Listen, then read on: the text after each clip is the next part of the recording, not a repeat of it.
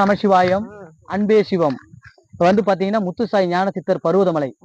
அடிக்கடி திருவண்ணாமலை வர்றது எதுக்குன்னு கேட்டீங்கன்னா, எல்லாரும் 50 வாட்டி 100 வாட்டி 200 வாட்டி திருவண்ணாமலைக்கு நான் வர்றேன்.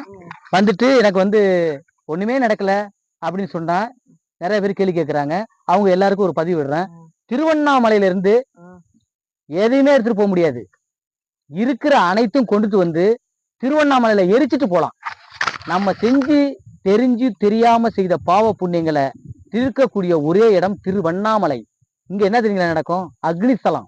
எரிச்சிட்டோம். எங்க வந்து நீ பல கோடியை கொண்டுட்டு வந்து இங்க கொட்டி நான் ஆசிரமம் வைக்கிறேன்னு சொன்னாலும் சரி, இல்ல ஆலயம் கட்டுறேன்னு சொன்னாலும் சரி, எல்லாத்தையும் எரிச்சு சாம்பல் திருநீரை கொடுப்பாரு. அந்த திருநீரை மட்டும் நீங்க தான் எடுத்துட்டு போக முடியும். அதுக்காக திருவண்ணாமலை வந்தீங்கன்னா அண்ணாமலையாரை மட்டும் சேவிச்சுட்டு திருநீரை அணிஞ்சிட்டு போனீங்கன்னா ஐயா நம்ம கூடயே வருவாரு. ஐயாவோட திருவடியை வணங்குங்க. திருவண்ணம் வர்ற